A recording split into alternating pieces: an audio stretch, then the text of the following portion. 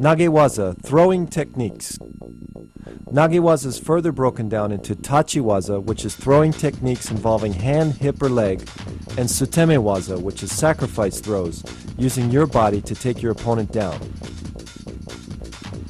Tachiwaza has three subcategories: tewaza, hand throws; koshiwaza, hip throws; and ashiwaza, leg throws.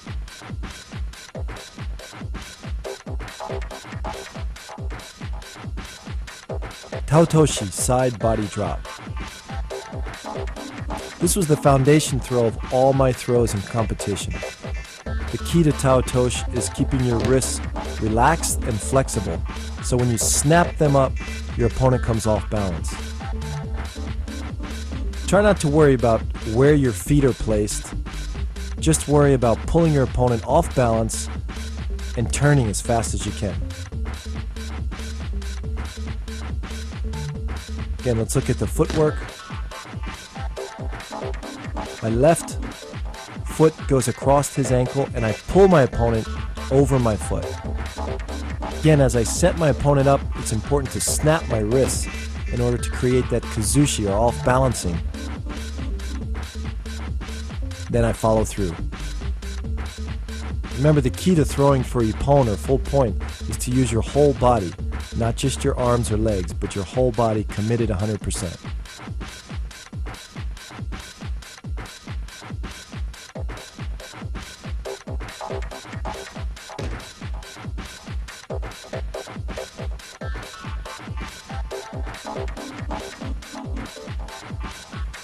Another competition version is a side taotoshi, staying in front of your opponent by a half a step, just like we were doing in kouchi-gari. This time I'm just going to step across and throw him with taotoshi. It's a very quick and effective throw. The key to making this successful is setting your opponent up and staying that half a step in front of him. The timing is on the second step is when you should attack.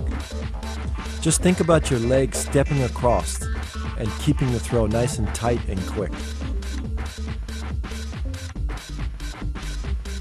A common problem in taotoshi is your opponent holding you out and not letting your left hand or your lapel hand come in. So one way around this is to come in with one hand. I often did this in competition against a right-sided opponent. Watch as I come in, I bring my left hand across and just leave it in the elbow joint of my opponent's left arm. Keep the pulling hand very tight, and the quickness of the body turn will complete the throw. Ippon seonage, shoulder throw. Another classic move in judo. This throw you can see in many Olympic and international competitions. Let's break it down. As I'm moving backwards, my feet are going to be shoulder width apart, back straight, and follow through. In detail, let's look at my body position. My legs are shoulder width apart, my knees are slightly bent, my back is going to be straight.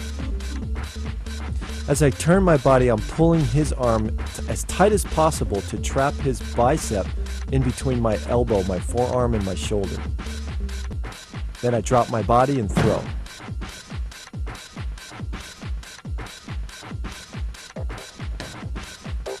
Again, my shoulder should be about the same height as his shoulder. I don't want to drop too low, otherwise his arm's going to come across my neck. In slow motion, I come in, turn, and throw. Let's look at it from a moving angle, the timing of it. As he steps forward, my body is twisting and turning into position. I create the off-balancing or timing by pulling him forward with my right hand.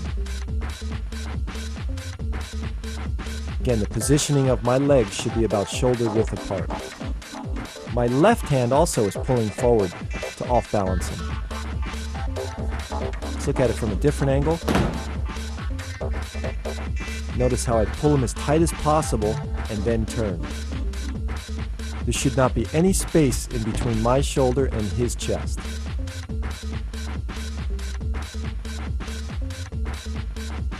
When done with the proper quickness and timing, this throw, Ippon Seonagi, can be very effective, especially against bigger opponents.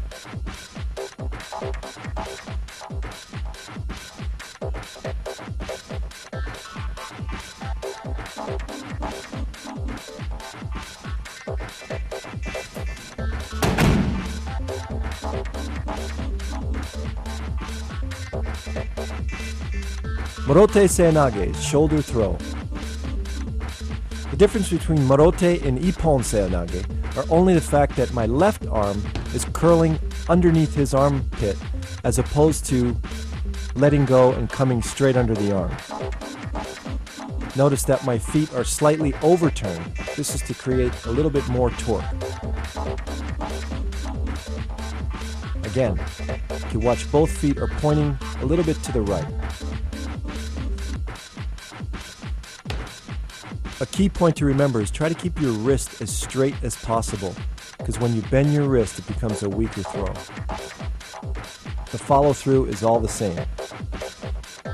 You notice my right hand is pulling my opponent up, my left pinky's turning out. This is to create more of that off-balancing, which is needed in all judo moves. Try to bend as low as I can to come underneath his belt or center of gravity. Let's look in slow motion at the timing. Notice my right hand pulling his leg forward. As he steps forward, I twist in for the throw.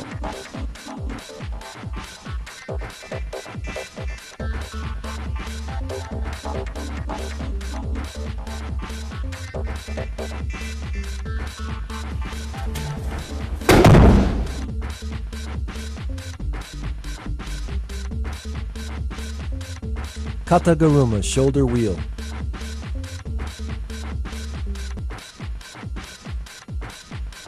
Kataguruma, surprisingly, is a hand technique. And what that means is your hands or wrists basically create the opening or the off-balancing as your body drops underneath. Notice how my hand pulls up, he moves onto his toes, I drop my body underneath and try to lift with my legs, keeping my back straight. Let's look in slow motion.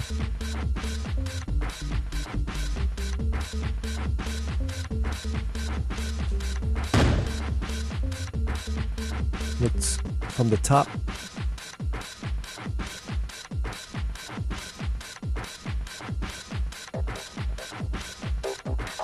Now let's look at a more competitive version of Kataguruma. I simply duck under his far arm, lifting him onto my shoulders and throwing him back into the rear.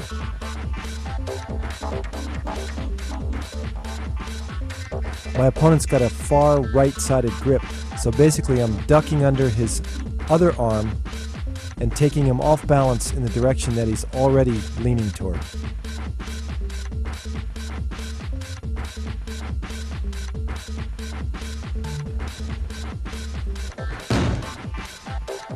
This takes a strong back, but again, you're lifting with your legs and not with your back.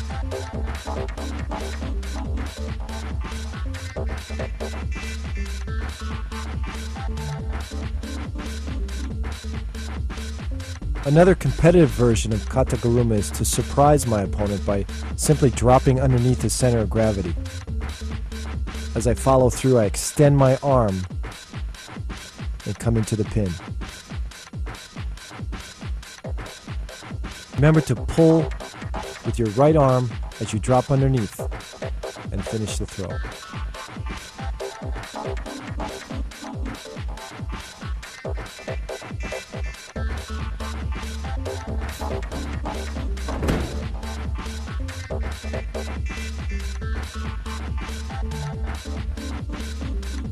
Uki Otoshi, floating drop. Classic throw taught in kata, this throw demonstrates the essence of judo. As my opponent pushes or moves forward, I use his energy and strength against him, dropping my knee and throwing him forward. It's important to control the hikite, or the pulling arm. As I drop, I'm going to pull and whip my opponent across.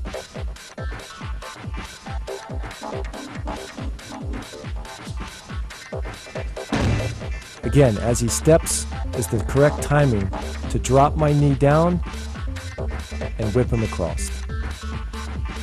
To apply this technique in competition, push your opponent backwards so he reacts and pushes forward. At that moment, turn quickly, thrusting your elbow into his armpit and pulling down with your hikite, or pulling arm.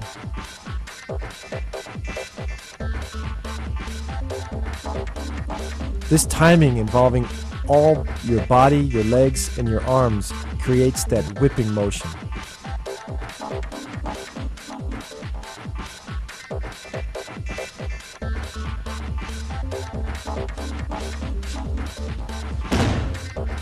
This throw is difficult and uses a lot of timing.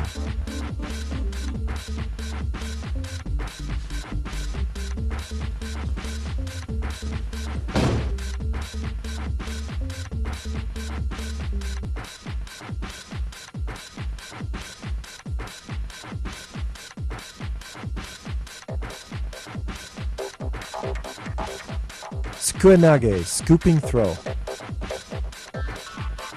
This is often used as a counter to uchimata in competition. As the person enters, block first, and then with your knees bent and your back straight, pick him straight up and straight down. It's important to control him with your left hand on his lapel. As you block him and pick him up, my left hand is controlling and then pulling down at the last second.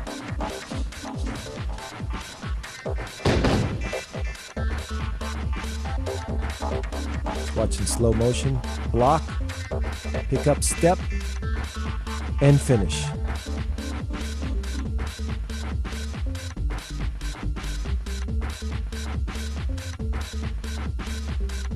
Notice I use my right knee to drive straight up in the air to help lift him.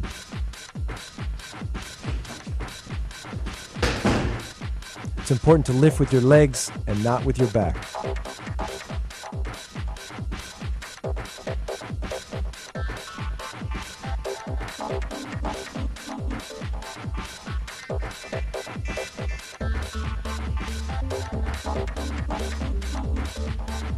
Sumiotoshi, corner drop. Another throw that demonstrates the pure essence of judo. Timing. As my opponent is moving forward, I'm going to use the correct timing to switch directions and throw him backwards. Basically taking his feet out from underneath him.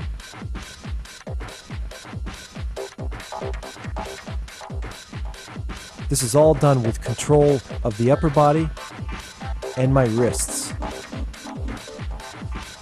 Keep my wrists flexible enough to use it as a whipping motion to change his direction. I'm also planting my feet deep into the mat and pushing back at the right time. This throw is an important teaching tool to show the fundamentals of how judo really works. Morote gari, leg scoop. In this technique, I surprise my opponent by dropping my body below his center of gravity and scooping up his legs. Notice how I stand upright, and as he approaches me, at the last second, I drop with my back straight, my knees bent, and drive straight forward. Try to grab just behind the knees. By grabbing here, you'll off-balance your opponent and simply scoop him forward.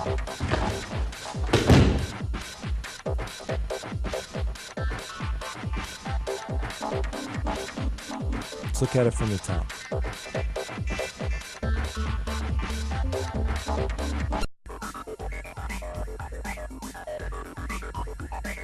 Ogoshi, hip throw.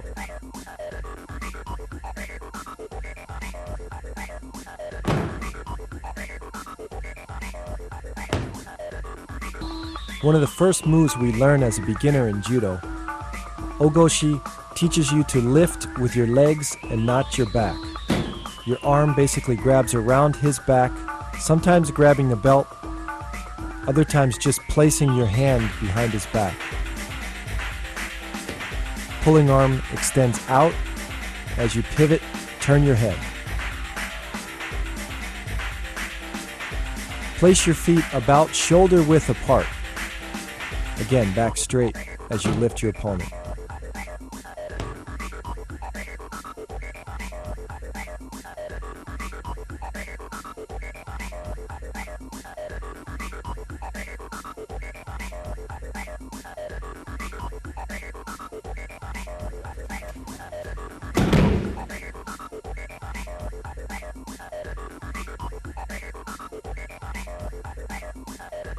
Ukigoshi, floating hip throw. This is one of the foundation throws of Judo. When I was training in Japan, the high school kids used to train an hour on this throw each day. Let's look at the hip placement. Notice my body is to the right side of his body. I'm not directly in front of him.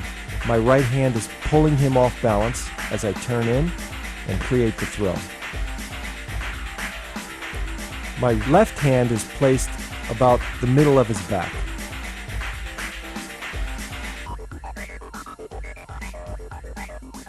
Again, from the front view, you can see that I'm a little bit off to the side. This creates a whipping effect.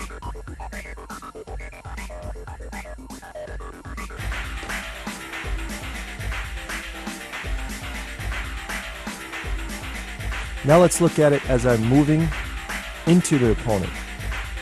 Okay, I take a deep step with my left, and my right comes back, lifting my opponent as I'm turning.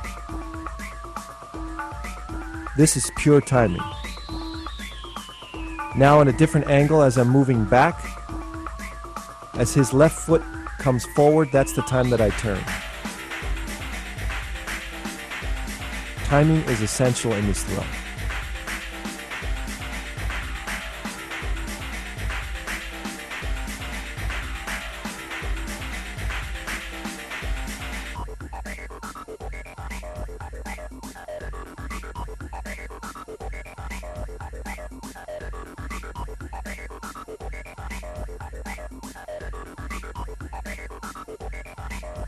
Tsurikomi Goshi, lifting hip throw.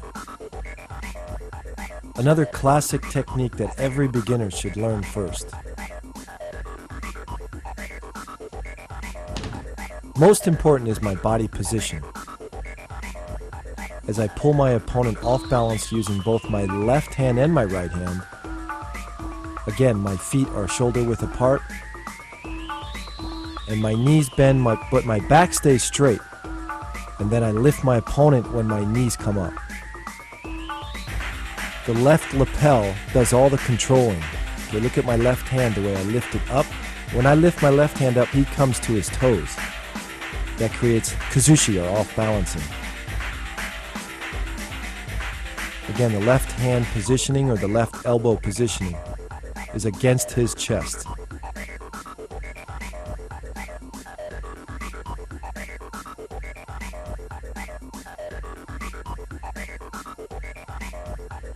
Let's look at the footwork.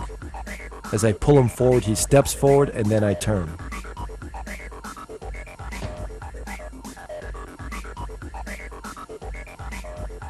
It's sometimes a difficult position to get into, and beginners often feel like they're off balance when they're practicing this move.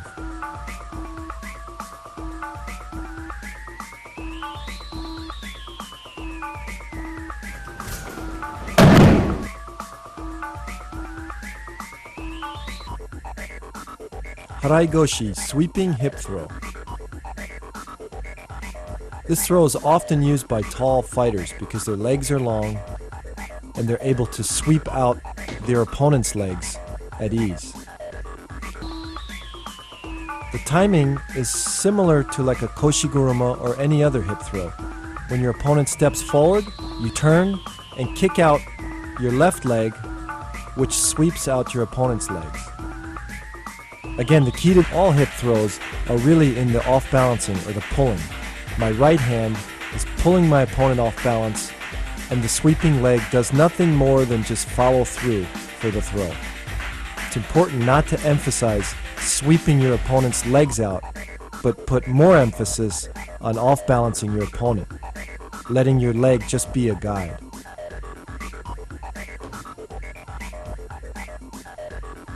Let's watch in slow motion.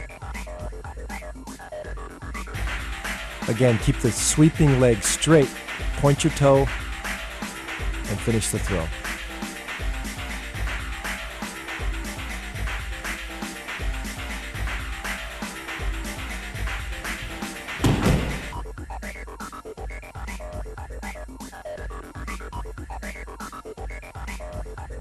Hanegoshi, spring hip throw.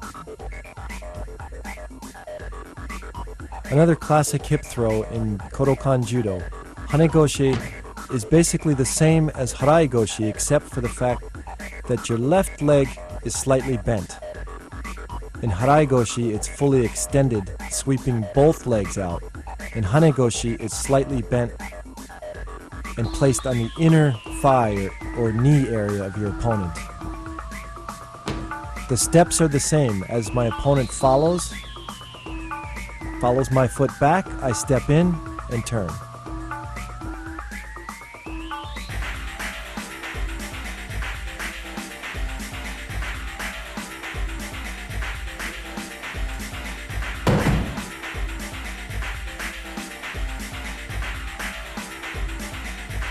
Utsurigoshi, changing hip throw.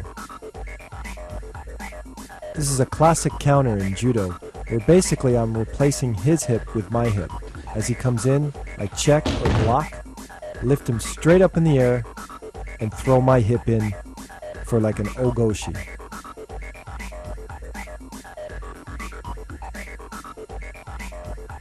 Posture is really important. To keep your back straight as he attacks, use your hip to block, and then bend your knees and throw your hip in.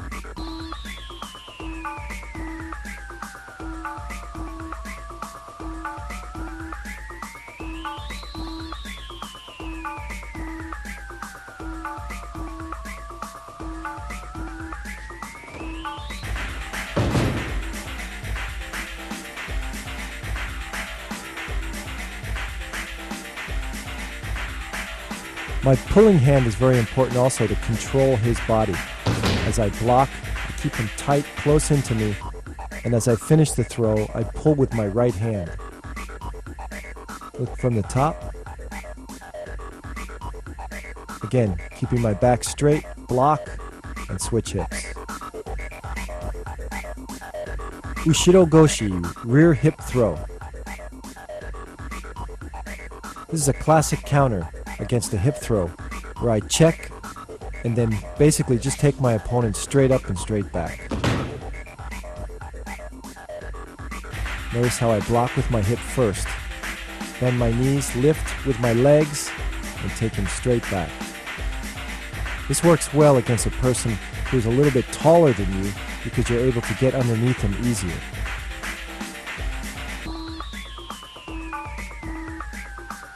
Also control him by keeping his body close to yours and basically bear hugging him until you throw him down.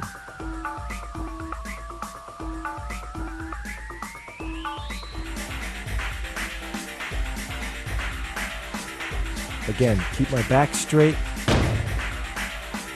Don't try to anticipate this because when you do that, you're going to bend your back and then you'll get thrown. Let's look at it from the top.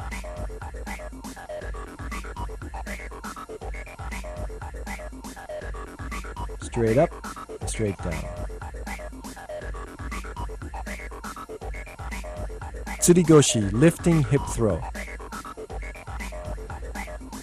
The main difference between this throw, Tsurigoshi, and Ogoshi is the fact that I grab his belt. Watch as he comes in, I grab his belt, and then I attack, much like an Ogoshi.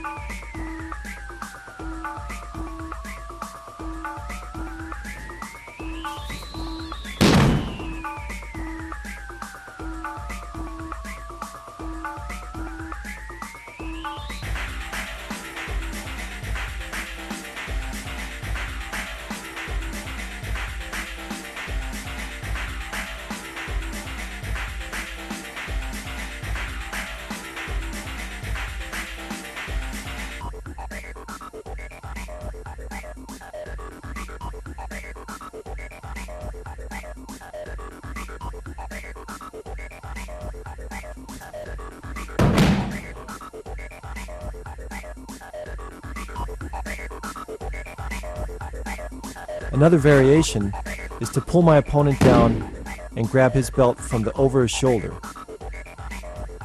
Basically, I use the same hip movement with my legs shoulder width apart, and I use the pulling arm to complete the throw.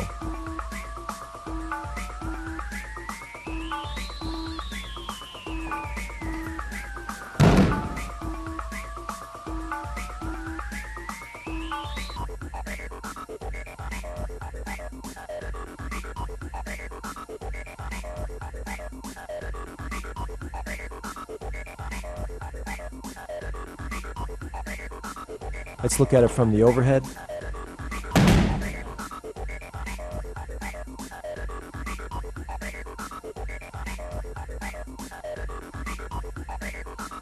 Koshi-garuma, hip wheel.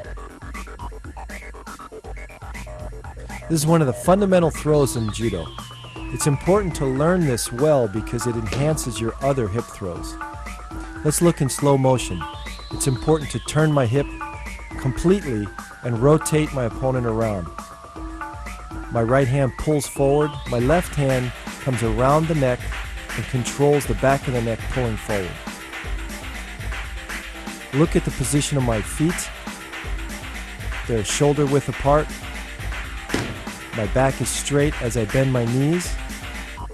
And then basically I lift my knees and lift my opponent off the mat at the same time.